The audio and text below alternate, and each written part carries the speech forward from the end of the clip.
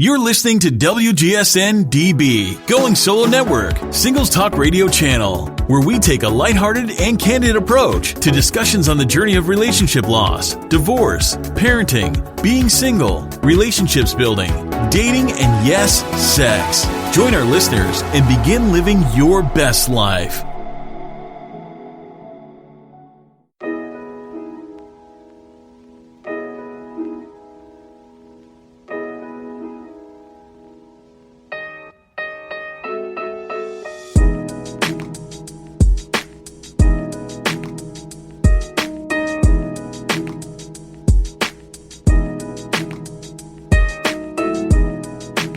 Frustrating sometimes too. You know what? He asked me.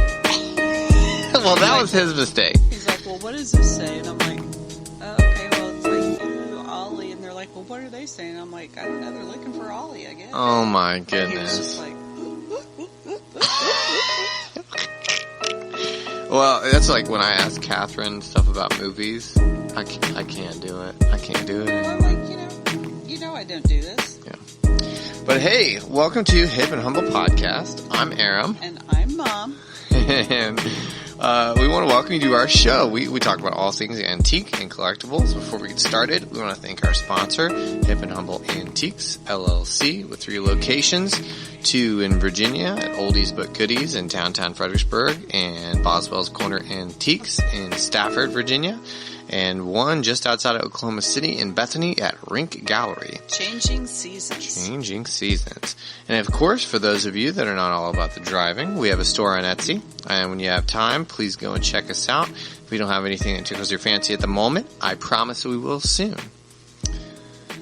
Thanks so much again for joining us. Actually, this episode, we're going to be talking about something that is pretty interesting, I found out. Pretty interesting. Yeah, we're going to be talking about egg beaters. Egg beaters. Egg beaters, aka mixers. Yep.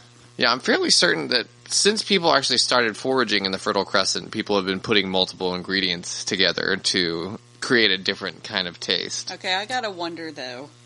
You know, we've got all these foods out there now. Mm-hmm. Who thought that, like, eating a snail would be a good idea? The French. Huh? The French. Yeah, I know, but it's like, what possesses you? You know, you're out, you don't know anything, and you're like, I think I'll just, look, it's this weird little slimy thing. I think I'll stick it in my mouth.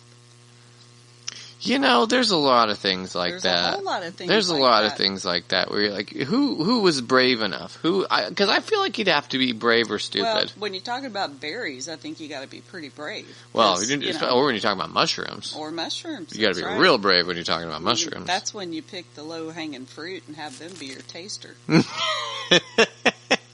And That's true. then that makes sense to me. Hey, kings used to have tasters back in the day because. Well, they would have their cupbearers because Yeah. the king's the cupbearer. cupbearer was probably one of the greatest people in the kingdom since they were expendable. Yeah, but they were highly trusted, and because they were expendable, they got to. How trusted do you have to be? You eat the food in front of the king, you live, you're dead. I mean, Well, yeah. That's not a lot of trust there. It's more, science. Yeah, but I guess I wouldn't say trusted as much as revered. I think that was it because they were essentially putting their lives on the line every time they eat. Like 3 to 20 times a day. Yeah, depending on how much that king eats. Yeah, that's Or true. could you imagine if President Taft had a taste tester? Eating like 100 times a day. President Taft was the president of ours who got stuck in a bathtub because he was such a rotund man. Yeah, well, we all got problems. Yeah, we do. But back to mixers, they're also called egg beaters, and beating eggs is so commonplace that being a cliche doesn't even begin to describe it anymore. True. Yeah. Very true. Again, who decided to eat the egg? Well, I feel like that's a little easier. I'd probably dare. I would dare to eat an egg. But this chicken, that funky animal, and Lazy's white things that make baby chickens. But you're like, you know what? I think we should probably just try to eat the egg before it becomes the chicken. Well, don't they lay a bunch of eggs that don't turn into chicken? Well, they have to be fertilized. Yeah, that's what I'm saying. So if you don't have a rooster, a rooster to fertilize the eggs, then. But then they're just white things on the ground. Yeah, but you open them up and you go, oh, slimy. Let me throw it on the grill. Yeah. Some people eat eggs raw too, so. Yeah, that's just gross. Yeah. Don't do that, folks. Salmonella poisoning. Yeah. But it's safe to say food is a pretty important part of every culture in history. Absolutely. There's a lot to be said about the eating habits and diets of people and its effect on their cultures. We talked about that a lot. I took a humanities course in college, and we talked a lot about the diets of different cultures and how it, I guess, affected the way that they lived. Sure. Well, it's regional. Some things grow here, some things grow there. Right. Got your Latin cuisine, French cuisine, Slavic cuisine. I recently stumbled across a Slavic tradition where they keep a live koi fish in their house, a lot of times in the bathtub, before Christmas, and they kill the koi fish on Christmas Day to make it for dinner. How long did this fish live in their tub? I mean, we talked about hygiene last week. I don't know. Although I don't think that, as long as it's not there for a long time, then it's, then you're not getting a lot of fish poop, but it's also in the bathtub. You clean the bathtub anyways. Clean your bathtubs, everyone. I had a tenant in my house, the last tenant, and when I went down to the house to clean it out and, try to get it ready to try to rent to the next tenant, the bathtub was black. Yeah. It is a white bathtub. Everyone, please clean your bathtub. Comment, scrub it at least once every 2 weeks if it's just you. No. If it's just you. Well, maybe, but no. Yeah. At least once a week, guys. Yeah, at least once a week. And if you are a guy, let's do it at least every other day, and not just the tub. Let's just do the whole thing. Take you 5 minutes. Girls are more gross in bathrooms than guys. Maybe a multitude of guys, but one girl versus one guy, girls are way grosser. I don't know. I do. Girls don't pee on the wall. Yeah, but they get blood everywhere, and there's hair everywhere. Yeah. Well, boys pee on the wall. Yeah, that's true. And down the front. This is true. All over the rug. But, anyways, speaking of fish, I read on FAO.org that an estimated 4.3 billion people are reliant on fish for at least 15% of their protein intake. Mm-hmm. There aren't a lot of fish meats, however, that are mixed into recipes. Most mixing is utilized as baking or salad prep, thus egg beaters. Makes sense. Yeah. But there are not a ton of egg beater collectors. No, I don't know as there really are. No, I know that for a while, vintage utensils in general were very popular. Mm-hmm. And, they were kind of hard to get there for a while. And I think they're still not all that easy to get. But there are people out there that do collect the vintage, especially the primitive utensils. Yeah, utensils especially. But egg beaters specifically, I found actually there's this gentleman named Don Thornton, and I apologize if I'm mispronouncing that, but he wrote a book called The Egg Beater Book. He claimed that in that book he claims that handheld mixers were actually mankind's greatest invention. He also, he alludes to the fact that there's about 6 serious egg beater collectors. And really? He said he has... Only 6? Only 6. And so the other 5 bought the book? Well, no, that one of them's his wife, and there's 4 others. So she was fairly committed. Yeah, well, she likes to say she had no choice. There you go. Yeah, but he says he has a collection of 550 different egg beaters. Wow. Yeah, he says it's an estimated value of $650,000. Really? With the caveat that only someone who really likes egg beaters would pay that much. I was going to say, your egg beater collection is worth however much somebody else is willing to pay. Yeah, but he wrote the book in an effort to promulgate that as a collector's envy, shall you say? Yeah. Because I mean they are definitely interesting. Well, they are interesting. Getting into the history of it, the predecessor to the electric mixer is actually it's the whisk. Yeah. Yeah, and before the whisk, they would go out into the woods and get sticks or switches with little twigs on it, and they would basically whisk it into the ingredients. But they didn't actually use those sticks and stuff to mix the ingredients together. A lot of times they would use it to adjust the flavor. With the dirt? With the they wouldn't grab the sticks off the ground. Dirt? Well, they got to come from somewhere. Yeah, they come from a tree. Yeah, then they fall on the ground. Well, no, you pull them off the tree. Well, you pull them off a tree, but pretty sure there's dirt on the tree too. You're not wrong. There's definitely probably dust. Some bird doodle. Possibly. I imagine you would try and pick a twig that does not have bird doodles on it. Tree frogs. Tree frogs, maybe. Yeah, they do have tree frogs. They have tree frogs. I'm not denying that. Worms. Worms Ticks. mostly on the ground. Ticks. Yeah, maybe. Chiggers. Oh dear, chiggers are on the ground though. I don't know. I think they go everywhere. Those little buggers are terrible. I really didn't think they existed until I got them. Oh yeah, you just have to do it once, and then you're like, "Yep, they're real." No, they're real. They are real. Yeah, they're evil. Oh, and if you ever have a whole chigger outbreak on your legs, clear fingernail polish. That's the only thing too. Calamine lotion doesn't work. Nope, has to be completely sealed over it so it doesn't get any air. Yeah, no, they're terrible. They're terrible little boogers. If you get them, you'll know you had them. Yeah, you really can't see them, but but they're there. They're there, and they will bite you. They will definitely bite you every time. Yeah. Well, the back to the twigs, they would take them from apple or peach trees. That's why. So they would get a little apple or a peach flavor. What about pears? I would imagine pears as well. Yeah. He's giving me dirty looks. I wasn't giving you a dirty look. It was a mom. That was more of a perplexed look. But it wasn't until the mid-19th century that the wire whisk was invented, and of course it was invented in France.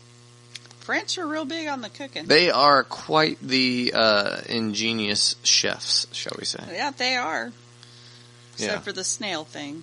Yeah, that's true. However, the first handheld mechanical mixer was invented by an American. Ooh. Yeah. That's good. Yeah. Was he a French guy that came over here? No. Okay. No. He lived in Baltimore. He was actually a tenor.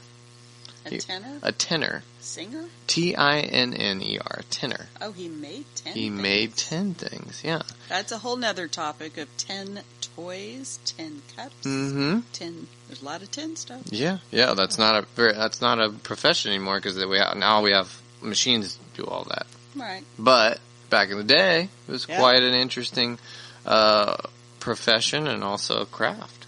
Oh yeah. But again, that's a different topic. We could go on that all day. But Ralph Collier, his name was, and he patented it, the mixer, in 1856. Of course, England, I looked up on BBC's website, and they claim that the first one was the one patented in England by Willis Johnson in 1884. Well, you know. Yeah, it's a little bit later than 56, but sometimes you just have to smile and go on. Yeah. But we all know the truth. Yeah. U.S. guy did it. Woohoo. Mm-hmm. The first mixer with the electric motor, though, it was invented by another American, Rufus Eastman, in 1885. But the first mass-produced egg beater in the United States was actually made by the Dover Stamping Company in Cambridge, Massachusetts, in 1869. Nobody could afford that in 1885. Well, actually, what was interesting... interesting... the Biltmore family. No, what was interesting is in the early 1870s, the Dover egg beater cost $1.50. Which was the electricity. Oh, no. I haven't got the electric one yet. Oh, I thought you said it was electric. No. I was saying the first electric one was invented or was patented in 1885. But back to I'm just saying most people didn't have electricity. No, they didn't.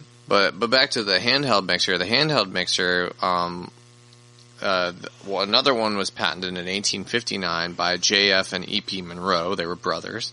And the Dover Stamping Company bought their patent out, and they started mass producing it. And like I said, in the early 1870s, it cost about $1.50, but by 1880, you could pick one up for $1.25 because other companies had gotten the patents or made their own. And as time wore on, there was multiple patents out and increased competition, and the price came down drastically. By 1912, you could get a handheld mixer for 5 cents. Wow. Yeah. Can't get one now for that. Yeah, And they're mass-produced everywhere. You can barely get anything for 5 cents nowadays. That's true. I don't think I've seen anything for 5 cents. Except for, maybe, no, I think even that was 50 cents. Let's say those Pops, the little, I'm thinking Hubba Bubba bubble gum. Used to be a penny, but... It used to, well, yeah, you can get it for 25 cents.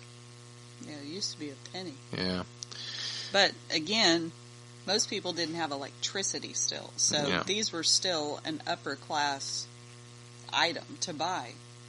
Oh, yeah. Oh, yeah.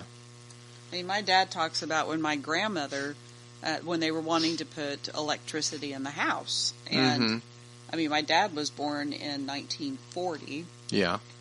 And her big concern then was, how are they going to be able to afford the bill of about 5 cents a month, for these electric lights. Wow. And the heat and stuff. I mean, come on. 5 cents a month. That's, yeah. Well, they lived hardcore. rough. That's hardcore. Yeah, well, on that note, or moving on from the handheld mixer, the electric mixer was invented by Herbert Johnson in 1908. He invented an electric standing mixer. He was an engineer at the Hobart Corporation. And they're the ones who eventually came out with the Kitchenaid standing mixer that we still have today. Very nice product. Yeah. But love my Kitchenaid mixer. He set out to develop an automatic mixer in about 1914. The one that he made, the one he released, it was a 60-quart industrial H5. H5 was one that made 60 quarts? 60 quarts. What the heck do you do that? It's like a restaurant. Yeah, it's an industrial one. Yeah. Yeah, the first consumer model release was 10 quarts, and that was in 1920. That'd be for like all the eggs in the United States, right there. No, the Navy used them, actually. Well, there you go. The Navy was the first one to buy the Kitchenaid. And I guarantee they switched like 2 years ago.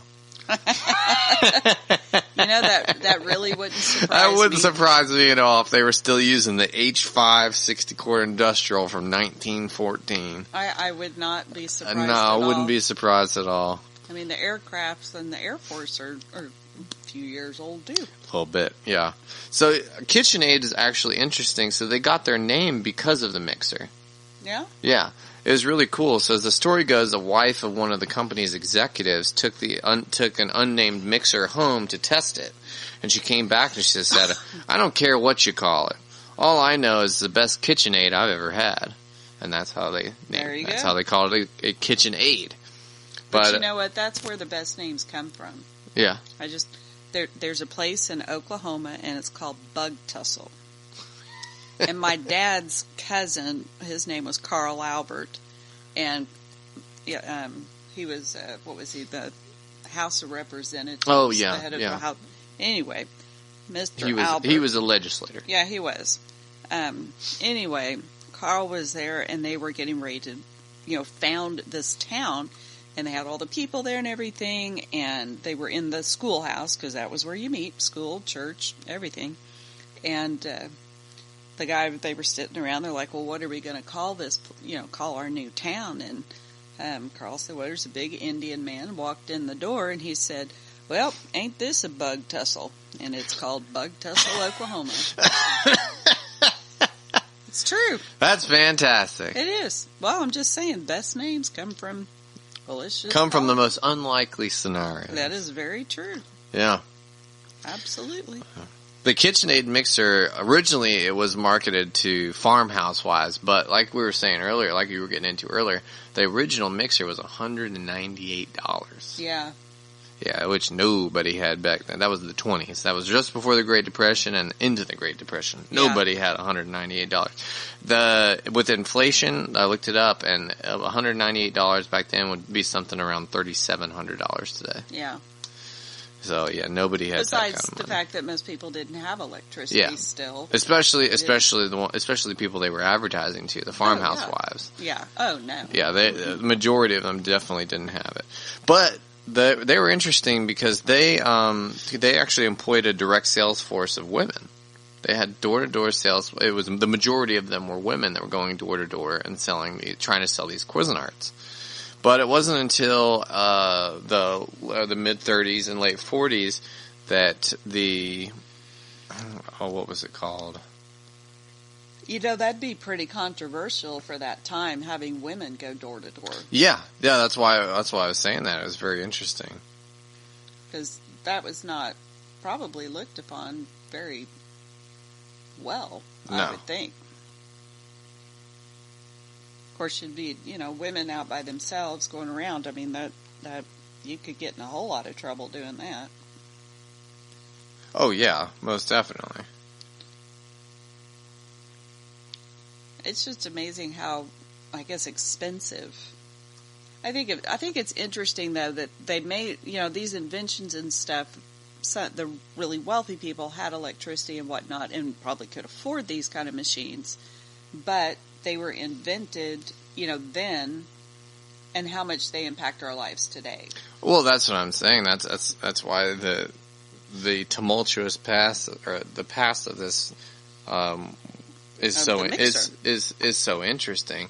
But in the 30s, while Cuisinart's mixer was a great mixer, and they really haven't deviated much from that design in the past 80 years. No. The only thing that really changed was in the mid 50s they figured out that they could paint it a different color, and that exploded the market because everybody wanted every which way color. But in the mid 30s into the 40s, the Sunbeam Mixmaster it came into the scene in 1930, and it was $18.25. So that was definitely the mixer of choice, and that was almost in every home back then. Yeah. Until Cuisinart actually brought in a gentleman by the name of Egmont Ahrens. He was termed or labeled Egmont. So Egmont. A lot of nicknames that could come out of that. There's quite a few. You can call him Eggy, you can call him Monty. I like Eggy. You can call him Monty. It could be Monty. I like Eggy though. Eggy's good. You call him Mon. Nah. Yeah. Eggy. You call him EG. Yeah, you could, but I like Eggy. Eggy's good. Eggy's good. Eggy, you're gonna remember. That's true. I don't think I'd ever forget a man I met whose name was Eggy. No, I forget pretty much every name in the world, as Aaron will tell you. But Eggy, I probably could keep a hold of. Yeah. Well, it's like Herb. You know Herb. Yeah. Herb's not a name you hear every day. No, not anymore. Not anymore. No. No, I remember some men named Herb when I was a kid. They weren't my age, but they would be like my dad's age. Right. Herbert. It sounds like a very official name. Herbert. Sounds like a lawyer. Yeah, it's very stern. Yeah. But he was actually termed or labeled an industrial humaneer. Humaneer? What the heck does that mean? So he was an engineer, but he designed products. Humans? Yeah, products for humans. Would that be like the ergonomic products? Kind of like the ergonomic products of today, yeah. Apparently he didn't pick up one of these vintage mixers because they weigh 8 million pounds. Yeah, well, that's why he was employed. Because back then they did weigh 8 million pounds. Yes, so and his specialty was making things consumer friendly. So he was actually he was the art editor of Vanity Fair. He was known for his customer-centric product design. He also designed the modern meat slicer which of the design that they still use in supermarkets today. And it's called for the Hobart Corporation, which is the corporation that owns Cuisinart, or owned Cuisinart. His mixer was released in 1937, and it's much cheaper. It's a much cheaper option for KitchenAid, and it was much more successful than their original. Yeah. But my question would be, with whatever it was that he took out of the mixer to make them lighter, was it still as good a product? Yeah, to my knowledge, yeah. That it was. Because sometimes once you start economizing things, then you lose quality. No, it's still a great product. I mean, it is today. Yeah. Let's say the one I have now is heavy. It's heavy as all get out, but it's fantastic. Well, yeah, mine is too. Yeah. But I'm just saying, if he made it lighter, what did he take out? Right. What were some of this? Well, I'm sure the base of it was solid metal, so he probably hollowed it out a little bit. But on that note, let's take a break, and we want to thank our sponsor again, Hip and Humble Antiques LLC. Guys, we are on Instagram with hipn.humble Instagram. We post regularly, and we always have stuff that we're trying to get everybody to interact on. If you guys have any suggestions for topics or things that you want to see or hear about in the show, we would love to hear any suggestions, feedback, anything like that in the comments of any of our posts. We are also moving our show onto the Going Solo Network. We have the page up on our GoingSoloNetwork.com for Hip and Humble, and they're going to start releasing our episodes starting next Monday and Wednesdays at 10 a.m. We'll be releasing all of our older episodes. So those of you that have been with us, they're gonna release all the episodes that we've already done first, but we're still going to be obviously releasing new episodes here, and they're going to continue to release all of our episodes for us. Another thing, we are having a live auction next Wednesday. And the live auction will be at the store in downtown Fredericksburg. Yep, at Oldies But Goodies on Caroline Street. Mm-hmm. And what's the site, Mom? What was it? It's on Facebook.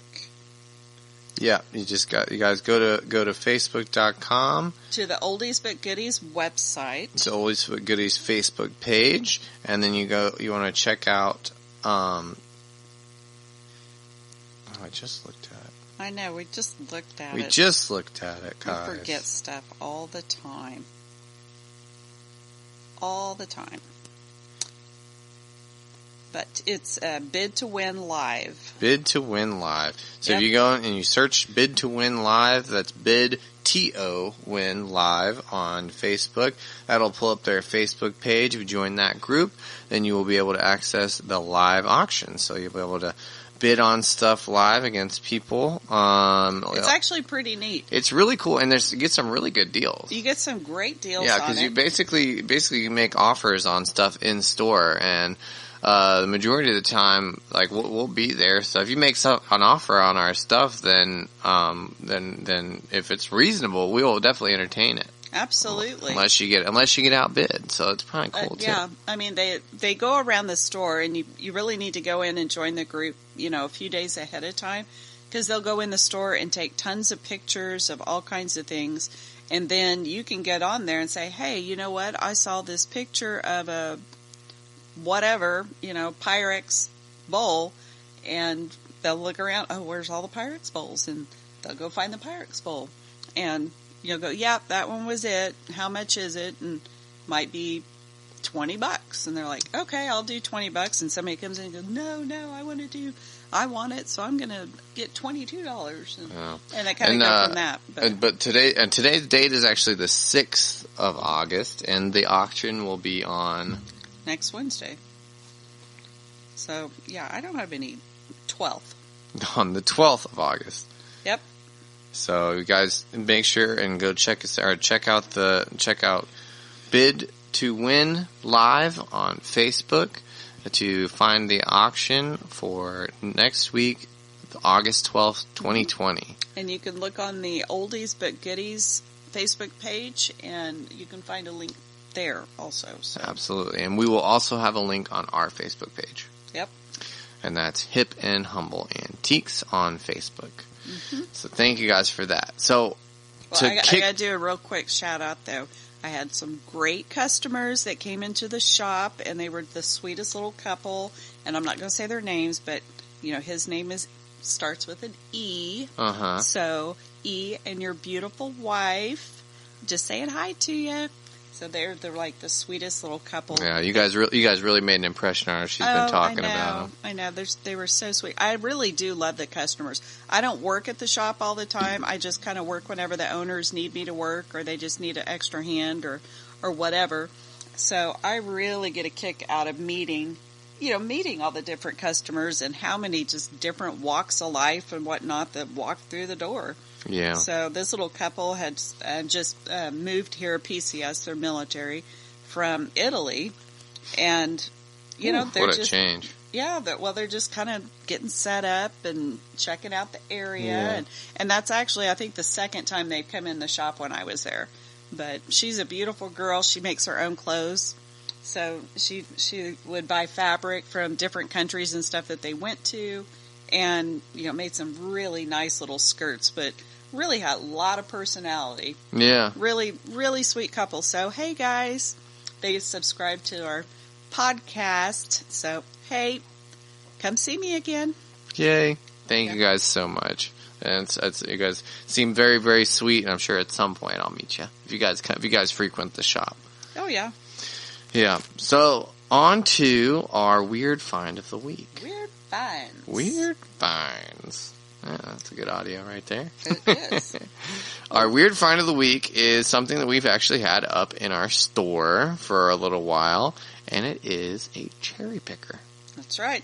And no, it is not a cherry picker vehicle where they're going to fix the lines or whatever, electrical lines. And it is not a lazy person in soccer who sits behind the last defender and is constantly offsides, but waits for the time that the ball gets up there so that they can score it without any defense, any defense in front of them. No, not one of those. Yeah, either, no. Those are also referred to as cherry pickers, but this is an actual, honest to goodness cherry picker, and it is I don't know, it's maybe 2.5 inches. It's for a child. They have bigger ones. Now that you would use to harvest, to sell or whatever. But it's really interesting. It's like a child's embellishment piece. 2 inches wide, wide with a little handle. And it's about 4 inches wide, so about an inch tall. And long, it's probably about 6 inches long or so. Mm-hmm. But yeah, I think it would definitely be made for a child. Mm-hmm. Yeah, or somebody who just had a very small bit of cherries. But it has little prongs on the end. Kind of looks like a strainer. Kinda.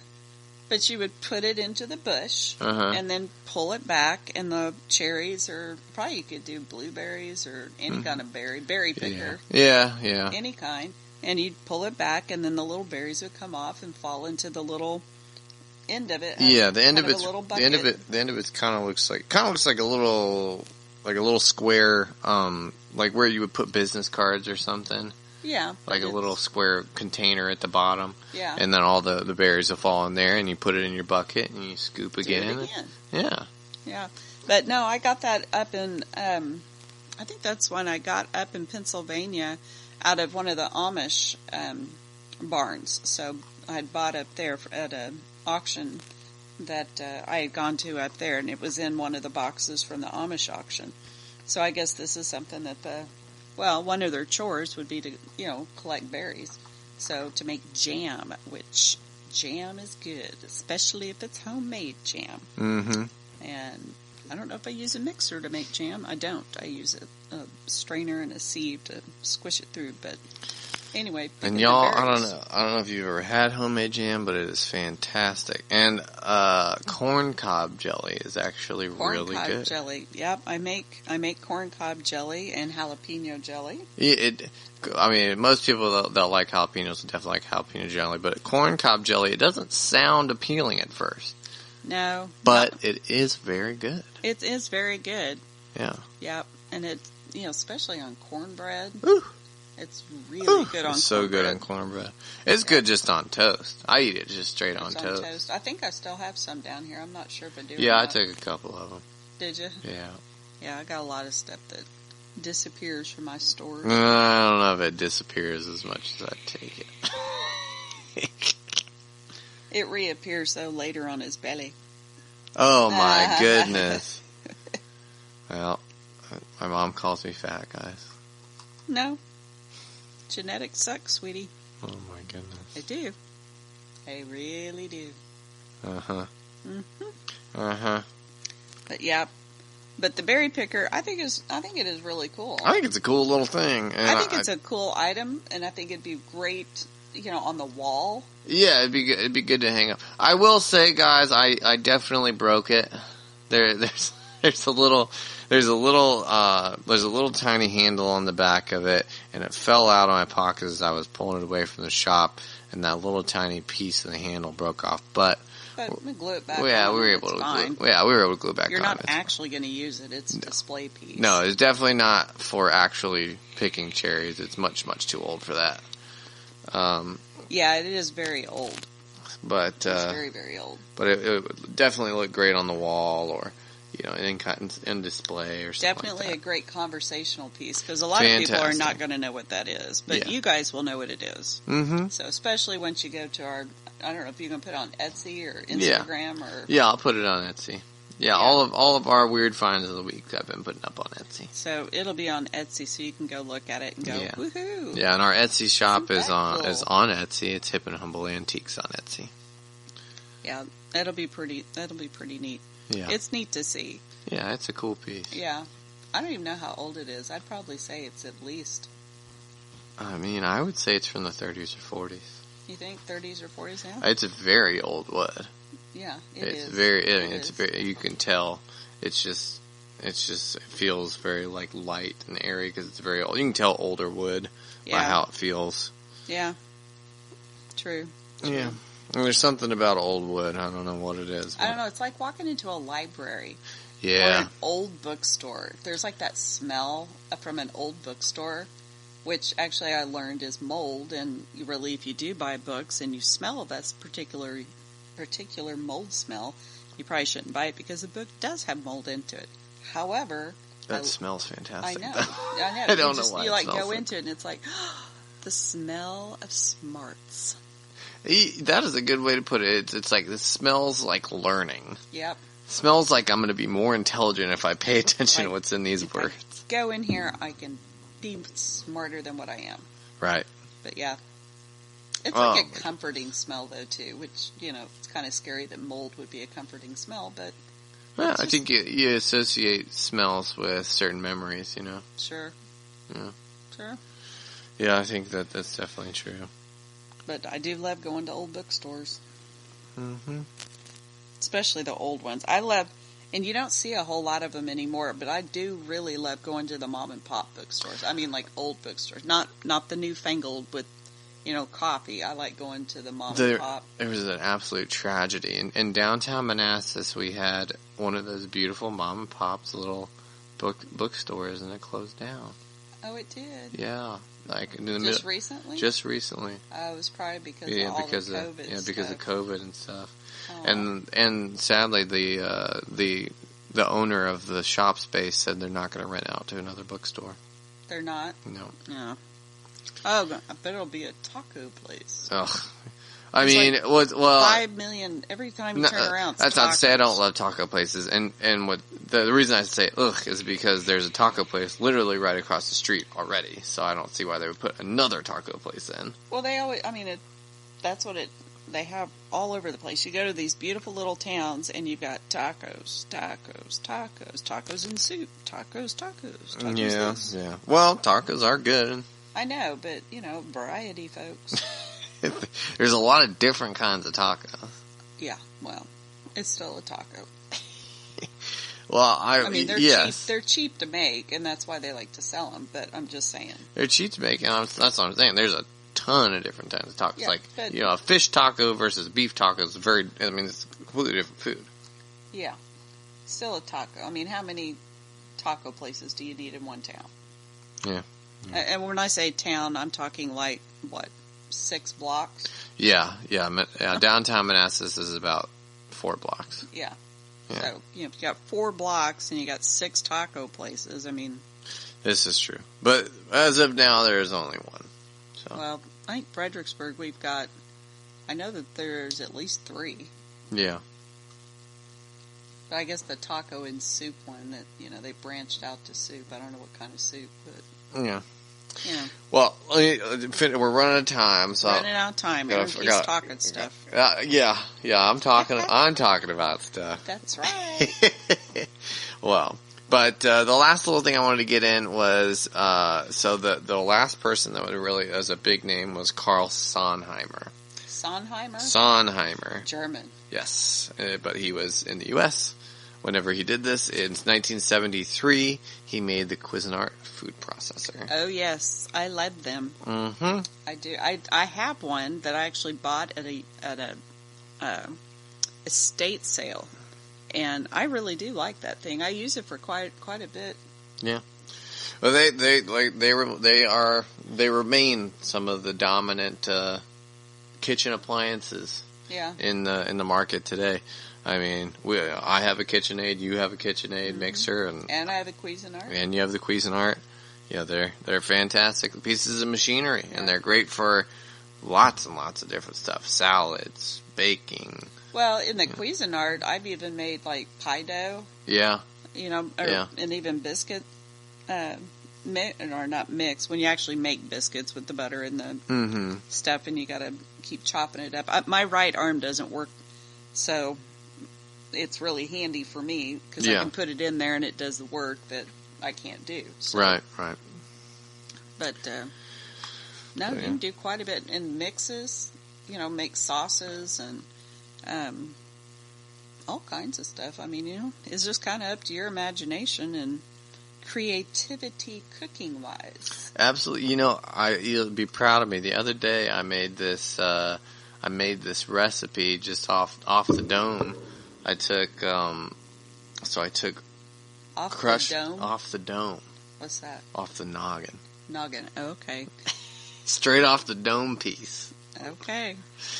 In other words, he pulled it out of his head. Yeah.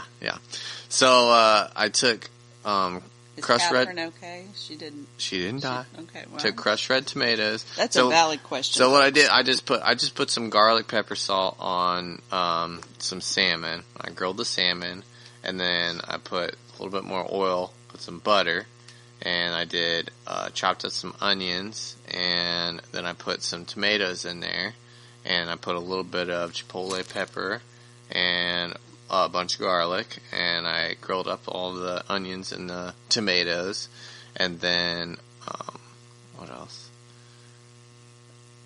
And then I put spinach in there, grilled up the spinach, and then I ended up putting heavy whipping cream to make like a tomato base.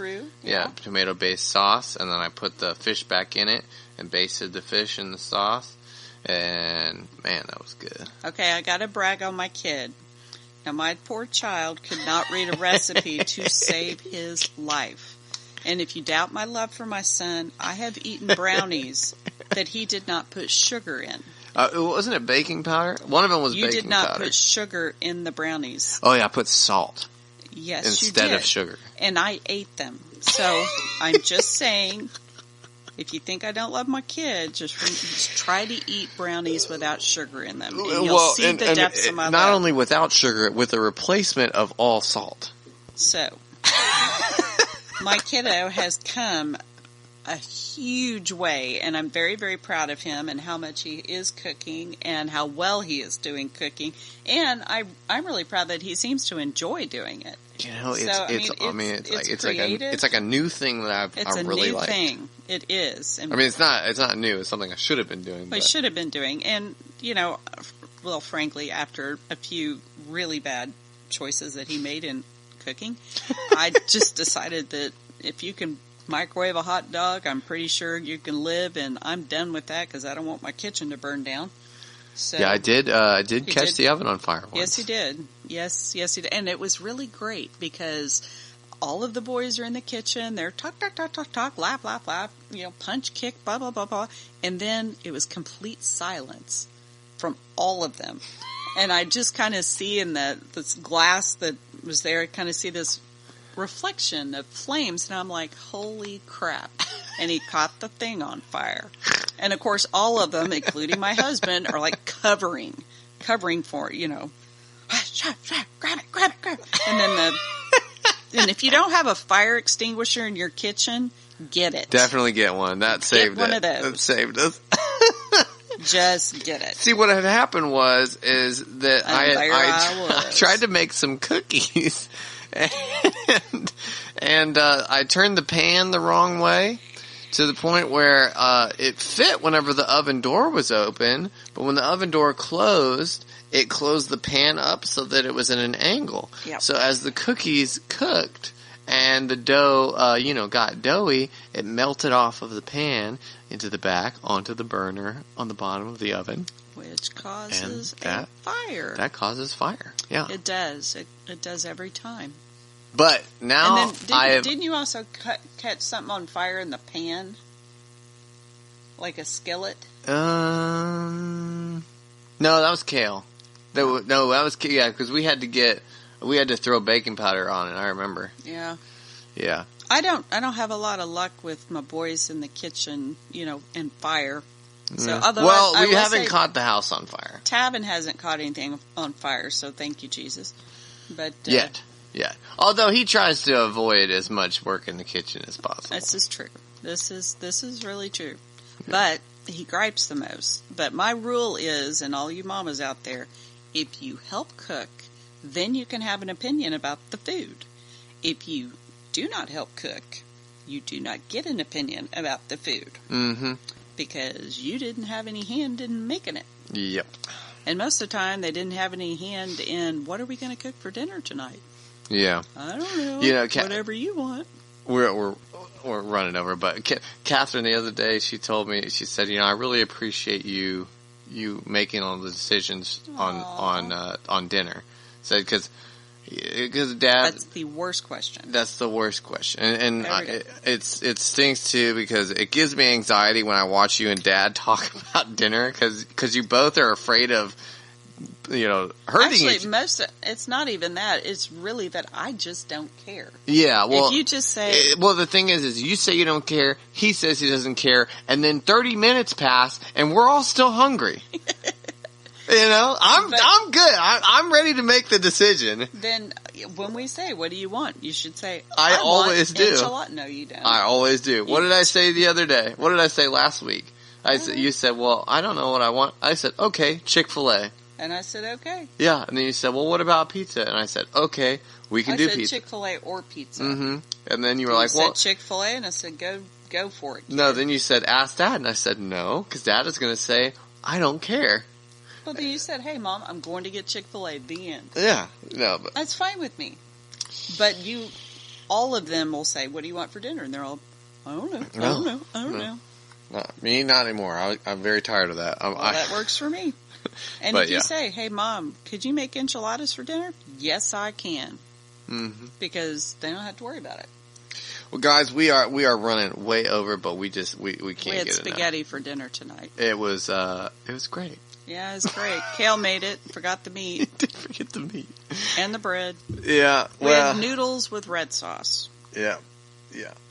But, it's not bad. Get me Chick-fil-A. Yeah, I'll go get some Chick-fil-A. Feeling the need for protein. I honestly might be. I'm kind of hungry. You sneak out that way. I got my credit card over there, kid. And my keys, too. I had shoes down here. I would. You know what? I got flip-flops right over there.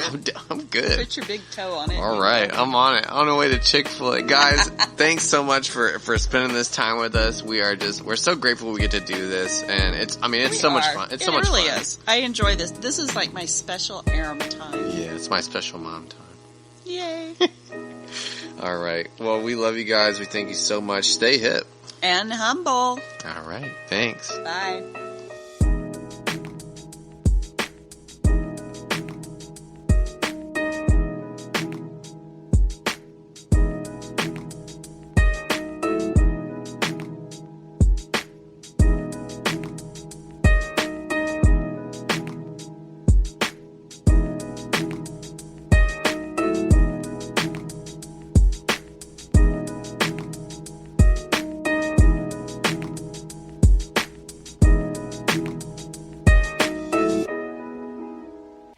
I'm Cece Schatz, and I'd like to welcome you to Going Solo Network, #1 complete singles connection.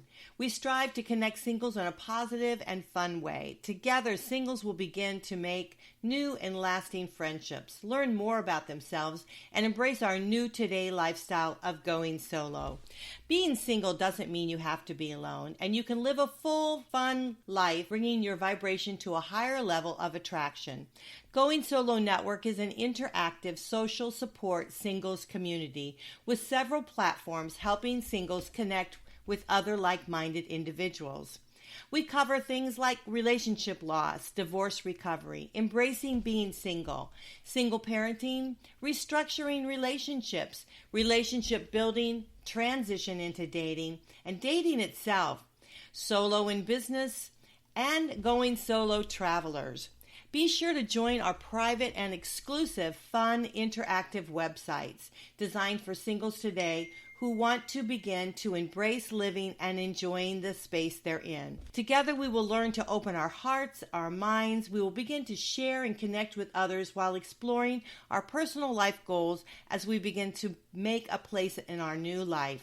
We will start to move forward in going solo to actually living our best lives. Going solo doesn't mean you have to be alone. Today, together, let's begin changing your life. Today, join the singles at Going Solo Network and start to live your new life. I'll see you there on GoingSoloNetwork.com. You're listening to WGSN-DB, Going Solo Network, Singles Talk Radio Channel, where we take a lighthearted and candid approach to discussions on the journey of relationship loss, divorce, parenting, being single, relationships building, dating, and yes, sex. Join our listeners and begin living your best life.